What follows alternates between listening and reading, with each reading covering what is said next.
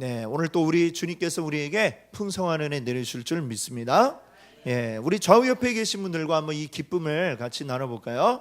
오늘처럼 좋은 날 함께 하신 여러분, 우리 주님의 이름으로 축복합니다. 같이 한번 인사해 볼게요. 오늘처럼 좋은 날 함께 하신 여러분, 우리 주님의 이름으로 축복합니다. 아멘. 네, 우리 주님의 축복이 막 가득하게 넘치는 것 같아요. 자, 오늘 여러분과 함께 나눌 은혜의 말씀, 오늘 제목은요, 우리의 무기라고 하는 제목으로 함께 또 은혜를 나누고자 합니다. 우리 주일 오전에 계속해서 에베소서 말씀을 함께 생각하고 있습니다. 6장에서 바울이 교회에게 하시는 말씀이 우리 지금 싸우고 있어 라고 이렇게 이야기를 하고 있어요. 싸움을 하고 있어요. 자, 그냥 단순히 뭐 이렇게 막 주먹 다짐으로 싸우는 게 아니라 우리는 전투 중이다 라고 이렇게 이야기를 하고 있습니다. 전쟁을 치르고 있는 우리는 군사야 라고 이렇게 이야기를 하고 있는 것이죠.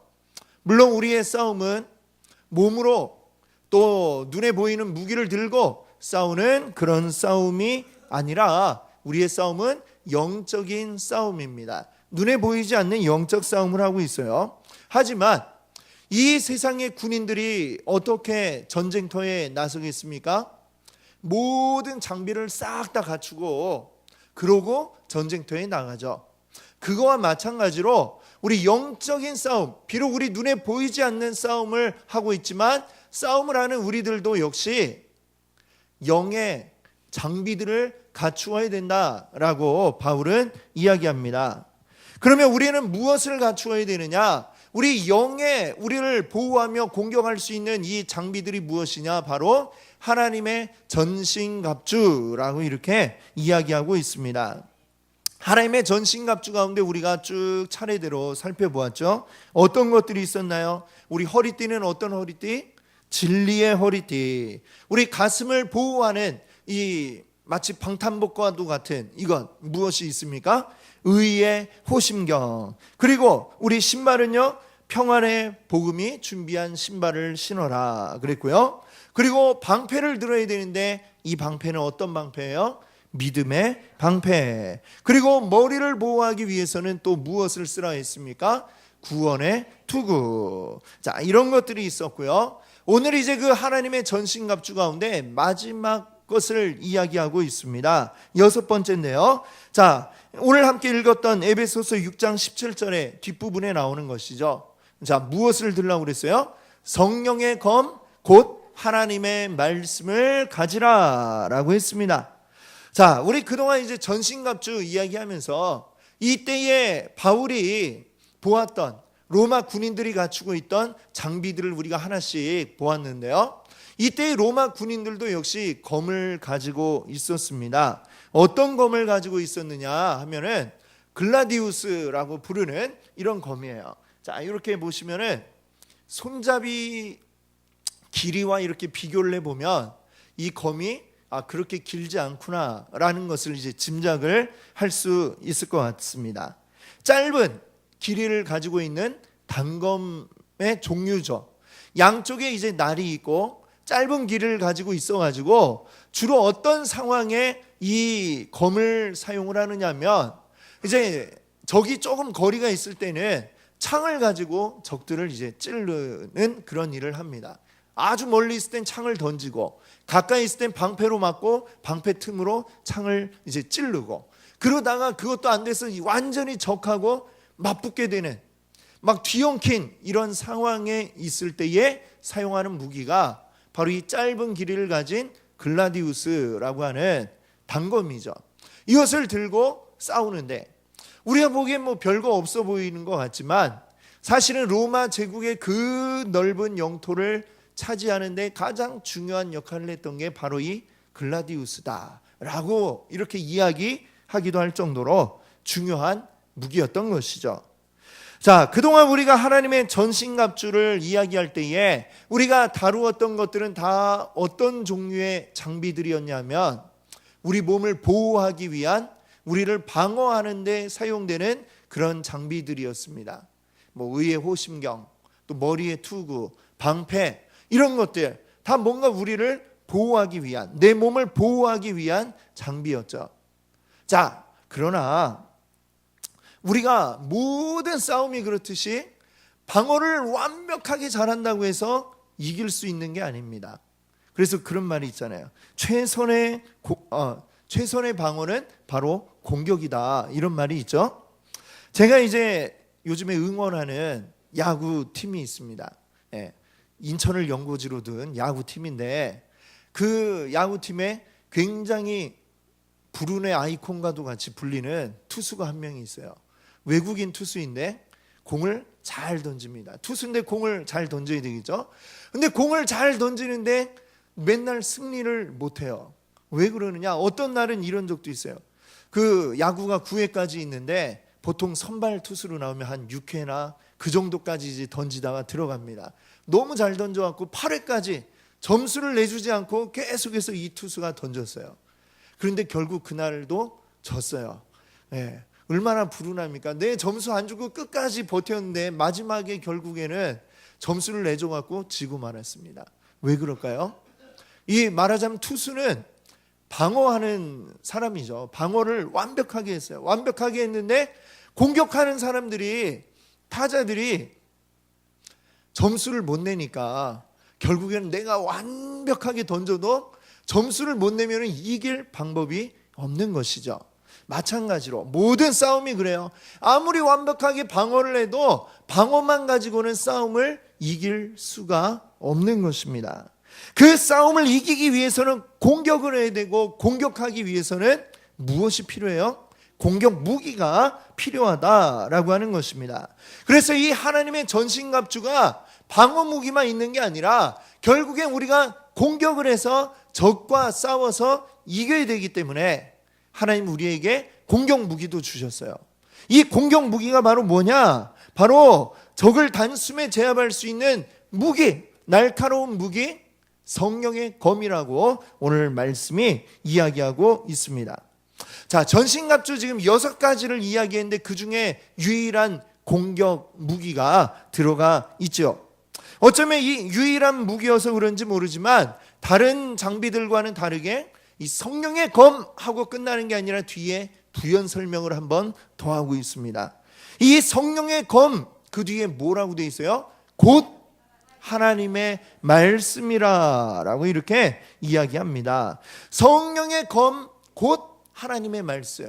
자, 이 곧이라고 하는 단어는 어떤 의미를 가지고 있어요? 앞에 것, 곧 뒤에 것 이러면 앞에 것이 뒤에 거다, 이런 얘기죠. 성령의 검은 곧 무엇이란 얘기예요? 하나님의 말씀이다. 성령의 검은 하나님의 말씀과 같다라고 이렇게 말하고 있는 것이죠.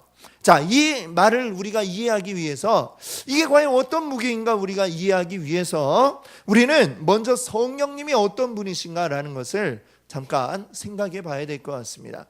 성령님이 어떤 분이신가?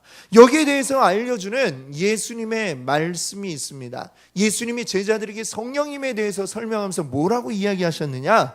요한복음 14장 16절을 보니까요, 이렇게 말씀하는데 같이 한번 읽어볼까요? 내가 아버지께 구하겠으니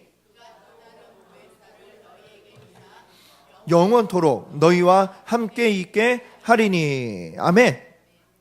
예수님이 제자들을 이제 모아놓고 말씀하시는데, 얘들아, 내가 이제 곧 너희들을 떠나가야 돼. 내가 이제 너희와 함께 할 수가 없을 때가 곧 온단다, 이 얘기를 하시면서, 그런데 걱정하지 마. 내가 또 다른 보혜사를 너희에게 구하겠다. 또 다른 보혜사가 너희와 함께 있어줄 거야 라고 이렇게 말씀하셨습니다. 자, 여러분, 보혜사, 이 보혜사라는 말이 무슨 뜻일까요? 이 보혜사라는 말에 해당되는 이 원어, 헬라어의 이제 단어는 파라클레이토스라는 말이 사용이 되어 있는데, 이게 무슨 뜻을 가진 단어냐 하면, 파라라고 하는 것은 옆에라는 뜻을 가지고 있어요. 옆에. 즉 이 파라클레이토스는 뭐냐? 옆에 있도록, 어떤 사람이 옆에 늘 있어주도록 부름을 받은 사람을 파라클레이토스라고 이렇게 부릅니다. 쉽게 얘기하면 누군가 옆에 계속 있어주는 사람, 옆에서 있어주는 사람이 바로 보혜사다라고 하는 것입니다. 성령님은 어떤 존재예요?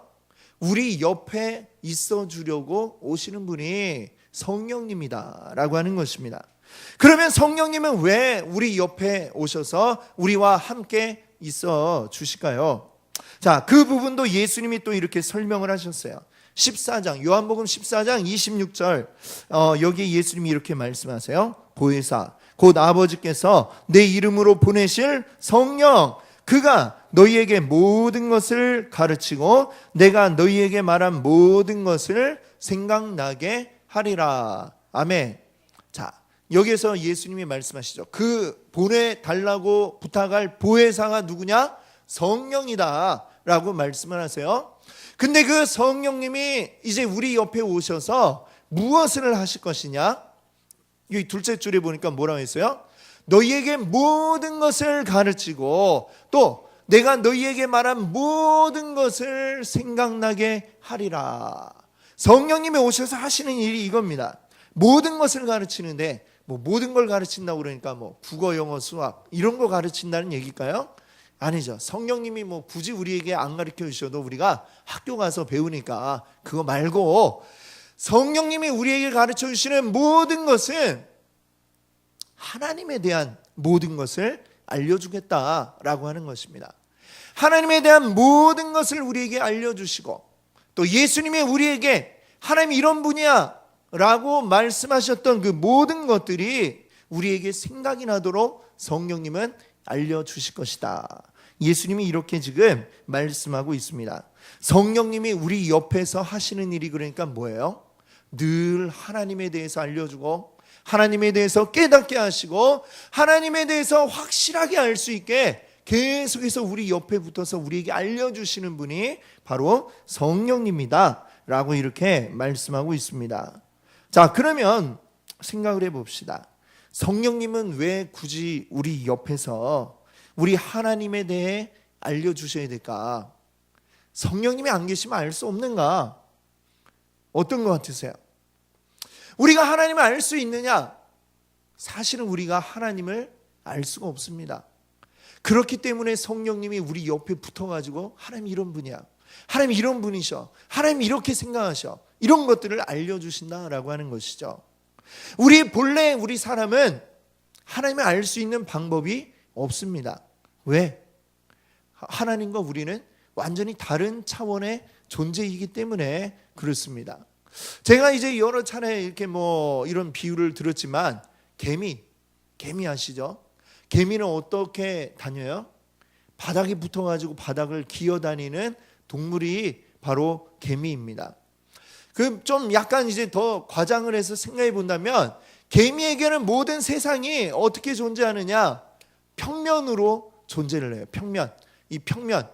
점을 탁 찍으면 점을 1차원이라고 그러고 그것이 이제 더 확장이 되면 그것이 이제 평면이 되죠. 그것을 우리가 2차원이라고 이렇게 이야기를 합니다. 평면이 돼요. 자, 개미에게는 모든 게 평면이에요. 바닥을 이렇게 쭉 가다가 나무를 만났어요. 나무를 만나서 나무 위로 이렇게 기어 올라갑니다. 그래도 개미에게는 그게 어떻게 느껴져요? 똑같은 평면을 올라가고 있는 것으로, 평면이 눈앞에 펼쳐져 있는 것으로 개미에게는 보여질 것입니다. 개미에게는 우리가 지금 이 인식하고 있는 이 공간이라고 하는 것을 인식하기가 어려워요. 개미는 늘 바닥에 붙어 있기 때문에 2차원적으로만 생각하고 있기 때문에 그렇죠. 그러나 우리는 이것이 평면만 있는 게 아니라 이 바닥이 있고 또 높이가 있는 이 입체적으로 이 공간이라는 게 있구나라는 것을 우리는 알고 있습니다. 사람은 3차원의 세계를 살고 있기 때문에 그렇죠. 그런데 하나님은 어떤 분이시냐? 이 3차원에 머물러 계신 분이 아니라 보다 더 고차원적인 그런 존재로 우리 가운데 계시다라고 하는 것입니다. 우리는 개미가 이 공간을 알 수 없듯이 우리도 하나님의 세계를 알기가 어려운 것이죠. 그게 바로 우리 인간입니다. 그리고 우리 인간 자체의 힘으로는 하나님을 알 수도 없고 하나님을 경험할 수도 없습니다. 그럼 우리는 어떻게 해야 하나님을 알고 하나님을 경험할 수 있느냐? 하나님이 우리에게 보여주시면 볼 수 있고 알려주시면 알 수가 있는 것이죠. 자, 우리는 그런 존재라고 하는 것입니다. 하나님이 보여주신 만큼 우리는 볼 수 있고 알려주신 만큼만 알 수 있어요. 자, 그런데 우리 사람이 말이죠, 본다고 해서 다 아느냐? 다 알지 못하죠. 보는 거 여러분 다 알 수가 있습니까? 제가 얼마 전에 이제 보았던 재밌게 본 영화 있어요. 히든 피규어라는 영화인데, 미국의 이 1960년대에 우주선을 이제 쏘아 올리는 그 일을 하는 미 항공우주국이 있죠. 나사라고 부르는, 거기에서 가장 최초로 이제 일했던 흑인 여성들의 이야기가 그 영화에 나오고 있습니다. 1960년대면 사실 뭐 그렇게 오래된 얘기는 아니잖아요. 그렇죠?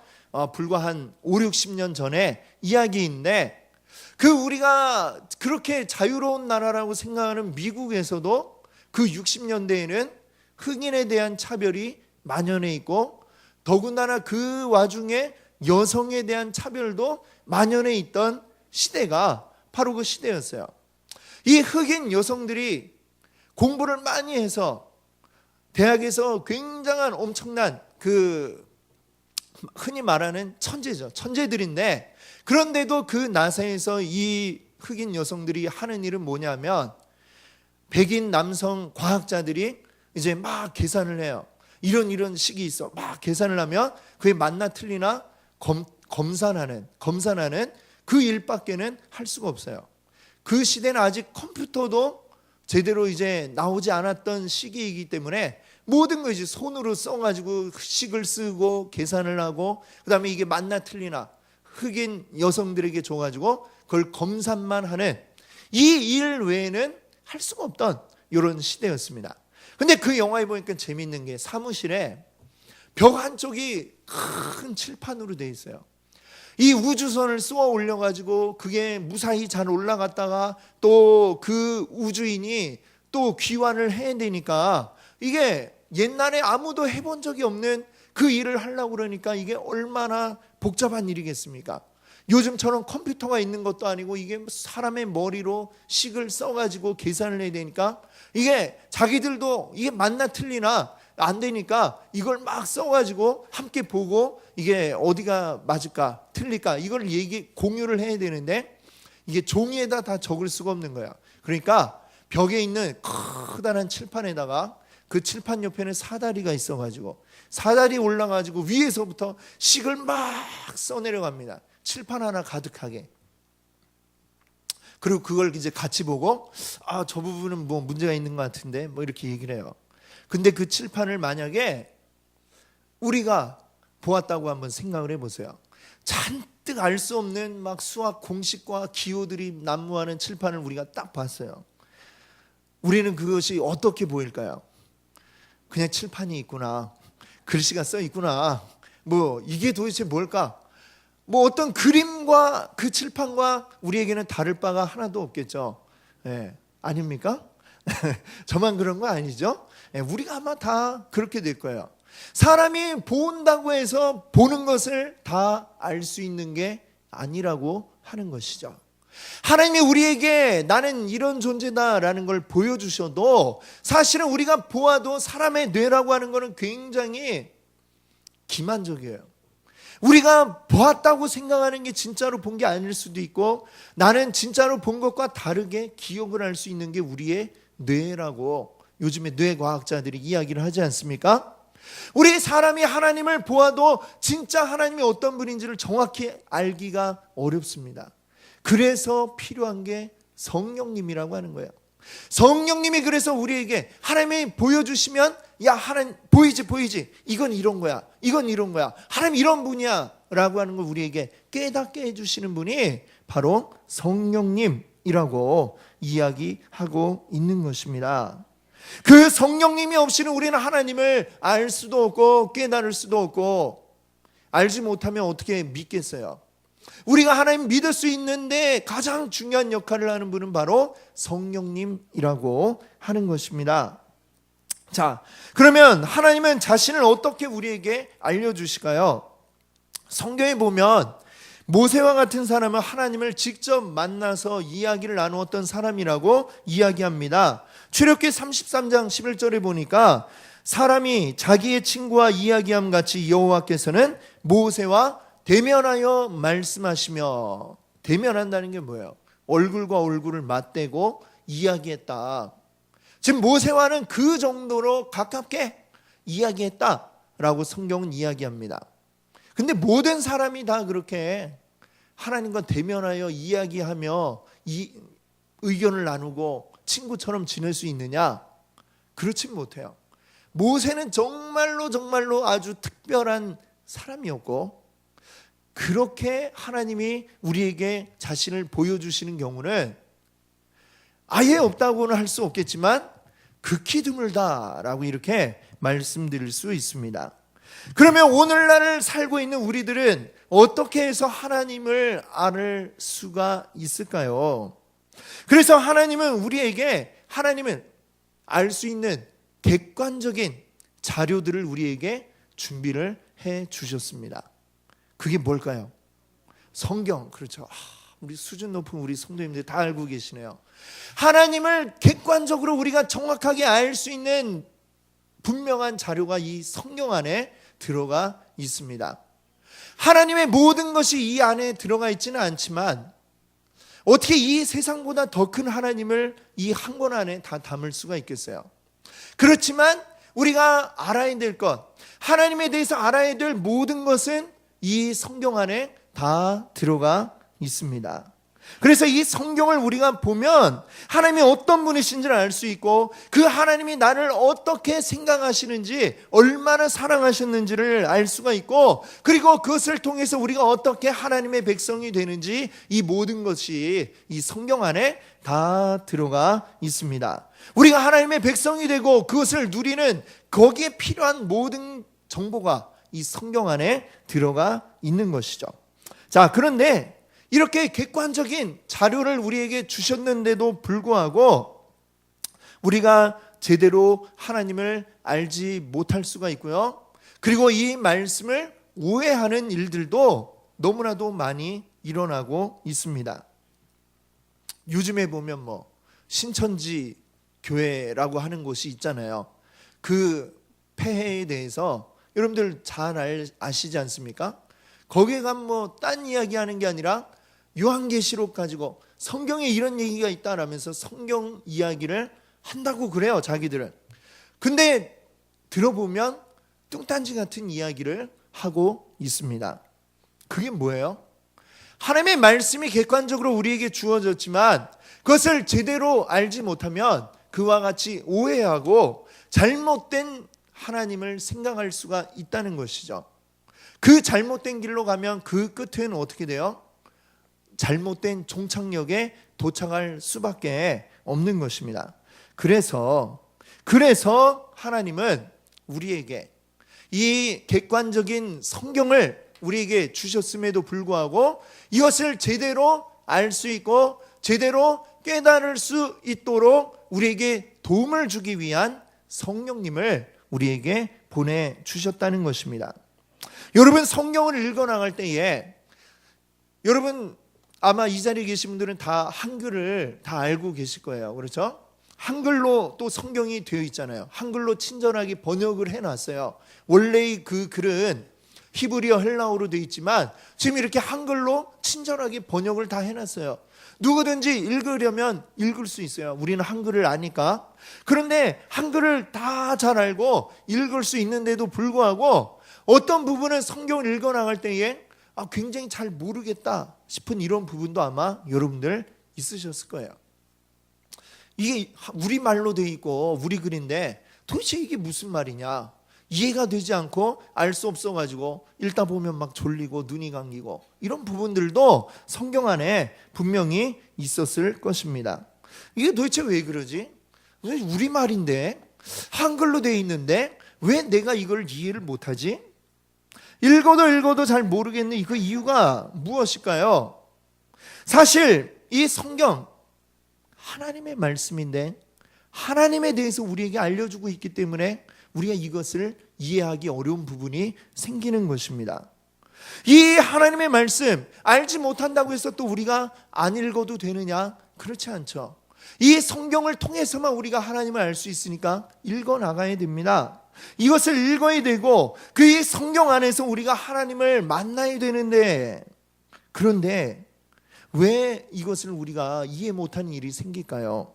그래서 우리에게 성령을 보내주셨잖아요. 자, 성령님은 어떤 분이시냐? 고린도전서 2장 10절을 보니까 이렇게 말씀하고 있습니다. 오직 하나님이 성령으로 이것을 우리에게 보이셨으니, 자, 그 뒤에 같이 한번 읽어볼게요. 성령은 모든 것 곧 하나님의 깊은 것까지도 통달하시느니라. 아멘.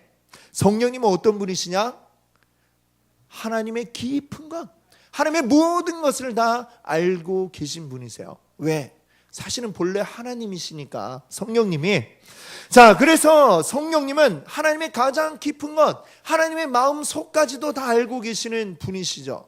그 하나님의 모든 걸 알고 계신 분이 지금 어디 계신다고요? 우리 옆에, 우리 안에, 우리와 함께 하고 계십니다. 그래서 우리가 야, 이게 도대체 무슨 말이냐 모르겠다라고 할 때에 도와주세요, 깨닫게 해주세요, 이렇게 기도하면 어떻게 하세요? 성령님이 우리로 하여금 깨닫게 해주시는 그런 은혜가 있는 줄 믿습니다. 아멘. 그래서 우리는 이 성령님을 통해서 하나님을 제대로 알고 하나님을 제대로 만날 수 있는 줄 믿습니다. 아멘. 그래서 성령의 검, 그것은 곧 뭐라는 거예요? 하나님의 말씀이다, 이렇게 이야기한 것이죠. 자, 그런데 오늘 말씀은 이 성령의 검을 우리의 무기라고 이야기하고 있습니다. 성령의 검, 우리가 들고 싸우는 무기다라는 거예요. 자, 성령님이 깨닫게 하시는 하나님의 말씀이 어떻게 우리에게 이 공격 무기가 될 수 있을까? 말씀이 어떻게 무기가 되지? 말씀을 탁 하면은 막 팍 앞에서 쓰러지고 이럽니까? 예, 이게 근데 가능한 일이다라는 걸 우리가 알아야 돼요.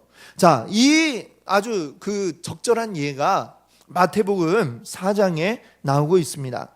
마태복음 4장에 보면 예수님이 공생애를 시작하실 때에 가장 먼저 세례 요한에게 가서 세례를 받으시고, 세례 받자마자 어디로 가셨냐면 광야로 가셨다고 그래요. 그리고 광야에서 무엇을 하셨느냐? 40일 동안을 금식하면서 기도하면서 앞으로 이 해야 할 공생애의 사역들을 위하여 기도하며 준비하는 기간으로 그 40일을 보내셨어요.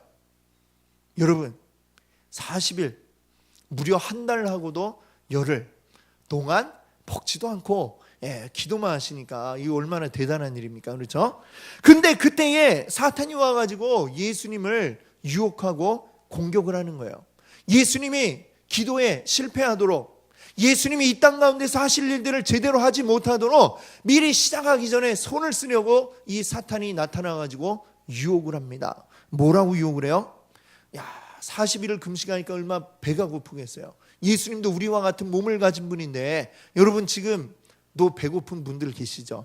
40일은커녕 4시간을 굶은 상태인데 배가 고파지는 이런 우리인데, 그런데 예수님 40일을 굶으셨으니까 얼마나 배가 고파요? 그러니까 이 예수님에게 와서 사탄이 이렇게 공격을 합니다. 네가 만일 하나님의 아들이거든 이 돌들이 떡덩이가 되게 해가지고 먹어봐라, 빵으로 바꿔가지고 먹어봐라. 우리한테 이런 얘기하면 하나도 시험이 될 게 없어요. 우리는 아무리 해도 돌이 빵이 되는 일이 생기지 않아요. 돌이 빵처럼 보이긴 하겠죠, 40일을 금식하면. 근데 예수님은 어떤 분이세요? 하나님의 아들, 모든 걸 할 수 있는 분이에요. 오병이어로 5천 명의 사람을 먹이시고, 그리고 물이 포도주가 되게 하신 그런 분 아닙니까? 하려면 할 수 있겠죠. 돌 가지고 빵이 되게 할 수도 있는 분인데 예수님은 그렇게 하지 않으셨죠. 굉장한 유혹이었겠지만 넘어가셨어요. 자, 그 다음에 예수님을 또 사탄이 성전 꼭대기로 데리고 왔고, 야, 성경에 보니까 하나님의 아들이면 뛰어내려봐, 그가 너를 위해서 사자들을 보내서 이렇게 탁 떠받쳐주고 안 다치게 하리라고 하지 않았니? 또 이렇게 이제는 성경 말씀을 가지고 사탄이 예수님을 공격했어요. 그 다음에 또 뭐라고 했느냐? 이제는 높은 산에 데리고 올라가가지고 쫙 높은 산에서 보니까 뭐예요? 다 보이죠? 다 보이는 것들을 가지고 나한테 한번 엎드려갖고 절해봐. 그러면 내가 이거 다 줄게. 이렇게 유혹을 했습니다. 자, 이 사탄의 유혹에, 사탄의 공격을 당했는데 그때 예수님이 이 공격을 어떻게 대처하셨을까요? 아까 뭐라고 그랬죠? 최선의 방어는 뭐라고요? 공격이다. 예수님이 딱 맞받아서 역공을 하시는 거예요. 빵을 만들어봐, 떡을 만들어봐, 이렇게 하니까 그때에 예수님 뭐라고 대답을 하셨느냐? 기록되었을 때 사람이 떡으로만 살 것이 아니요 하나님의 입으로부터 나오는 모든 말씀으로 살 것이라. 이 말씀을 하시면서 쫙 사탄의 공격을 물리치십니다. 그 다음에 또 한번 뛰어내려봐라, 하나님이 안 다치게 지켜주겠지, 이러니까 그 다음에 뭐라고 또 말씀을 하세요? 이 또 신명기에 나오는 말씀인데요, 또 기록되었을 때 주 너의 하나님을 시험하지 말라 하였느니라. 하나님의 말씀을 가지고 이 사탄을 공격하는 것입니다. 그 다음에 이번에 산꼭대기에서 막 이건 다 줄 테니까 절 한번 해봐, 이렇게 얘기하니까요, 뭐라고 그러셨어요? 또다시 이번에도 신명기 6장 13절에 나오는 말씀을 인용하셔서 공격하셨습니다. 사탄아 물러가라. 기록되었을 때 주 너희 하나님께 경배하고 다만 그를 섬기라 하였느니라.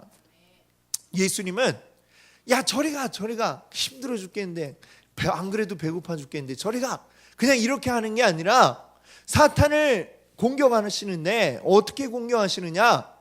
하나님의 말씀을 가지고, 하나님의 그 말씀으로 정확하게 말씀이 의미하고 있는 바를 들어서 이 사탄의 공격을 무찌르셨던 것입니다. 이 공격을 하니까 사탄 마귀가 버티지 못하고 도망가게 되었죠. 자, 오늘 우리가 기억해야 할 것이 있습니다. 이 말씀이 우리의 최고의 공격 무기라고 하는 것입니다. 우리는 지금 영적 전투를 치르고 있는 영적인 군인들입니다. 근데 우리는 이 무기가 주어졌어요. 무기를 가지고 싸워야 돼요. 그런데 이 무기를 가지고 싸울 때에 이 무기가 처음 탁 들면은 이게 막 자연스럽게 칼이 막 휘둘러지고 막 날아가고 이렇게 될까요? 그렇지 않죠. 모든 무기는 다 들고서 그것을 가지고 능숙하게 다루기 위해서는 시간과 노력이 거기에 필요가 한 것입니다. 검을 처음 들어본 사람, 검을 들기도 무거울 수도 있어요.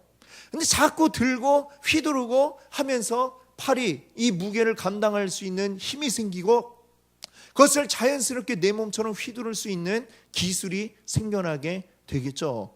하나님의 말씀도 마찬가지입니다. 하나님의 말씀, 내가 그냥 성경책 끼고 들고만 다니면 이게 무기가 되는 게 아니라 이것이 내 안에 들어와서 내 몸과 같이 하나가 될 때에 이것이 나의 무기가 될 수 있는 것입니다. 우리가 이 말씀들을 읽어나갈 때 누가 깨닫게 해주신다고 그랬습니까? 성령님이 깨닫게 해주세요.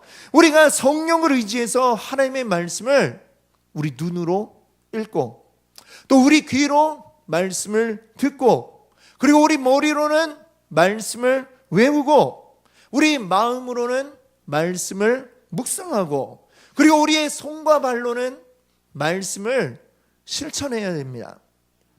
말씀을 우리 삶에 적용을 해야 돼요. 예수님이 마귀의 공격을 물리치신 것처럼 척 하면은 촥 하고 말씀이 튀어나오려면 만약에 사탄이 딱 공격이 왔는데 잠깐만 하고 막 성경 막 뒤적뒤적 어디서 봤는데 그 어디더라 막 뒤적뒤적 하면 그동안 사탄은 가만히 기다려주고 있어요. 와갖고 뒤통수를 탁 치면서 아이 쥐뿔도 모르면서 이러면서 우리를 놀린단 말입니다. 우리가 그러지 않기 위해서는 놀림당하지 않기 위해서는 이 말씀이 내 안에 들어와서 완전히 내 피처럼 녹아서 우리 안에서 흘러다니고 있어야 그래야 이 말씀이 우리의 무기가 될 수 있는 줄 믿습니다.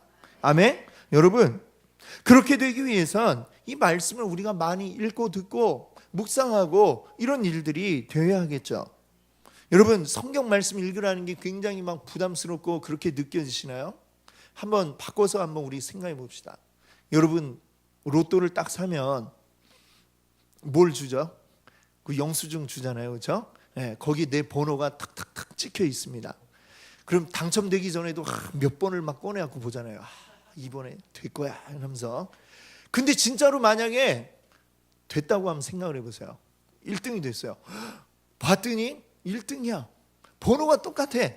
그러면 여러분 그거 들고 바로 어디로 가요? 농협 있죠. 저기 충무로 그쪽에 글로 가면 이제 1등 당첨금을 받는다고 그러는데 되자마자 바로 갈 것 같아요? 아니죠. 내가 잘못 봤나? 여러 번 확인을 할 겁니다. 이게 다시 한번 옆 사람한테도 한번 다시 한번 불러봐. 확인해보고 내가 또 확인해보고 이게 진짜 맞나? 다시 한번 확인해보고 회차가 혹시 틀린 게 아닌가? 또 확인해보고 그러지 않겠습니까? 안 사보셔서 잘 모르시나요? 당첨돼 본 적이 없어서 모르시죠, 그렇죠?